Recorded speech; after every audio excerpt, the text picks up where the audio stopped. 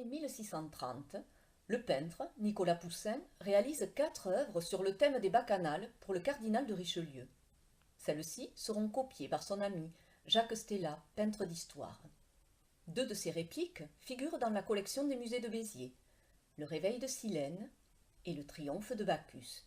Bacchus est un personnage complexe, au destin variant selon les textes.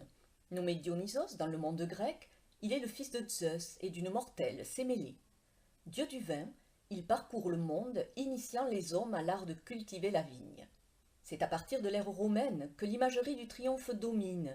Bacchus est alors représenté à son retour de l'expédition guerrière qu'il mène en Inde. Héritière de cette tradition, l'œuvre se développe sur le schéma de la frise antique et présente le dieu sur son char, tiré par des centaures. Il est accompagné de bacchantes, de satyres et d'amour. D'autres divinités sont identifiables. Dans le ciel, le dieu Apollon. Dans le cortège, le dieu Pan, reconnaissable à sa flûte, et Hercule, tenant massue et trépied.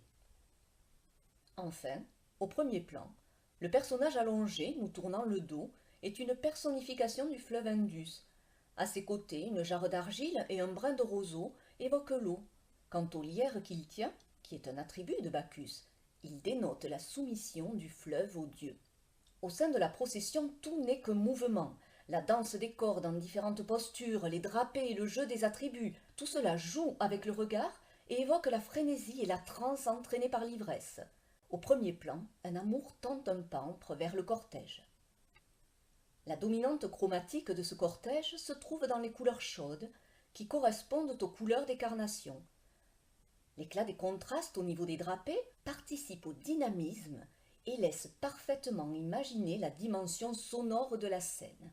À l'arrière-plan, les couleurs s'adoucissent pour donner forme à un paysage parfaitement classique. La verticale du bouquet d'arbres, à gauche, fournit un écrin foncé sur lequel le corps de Bacchus se détache.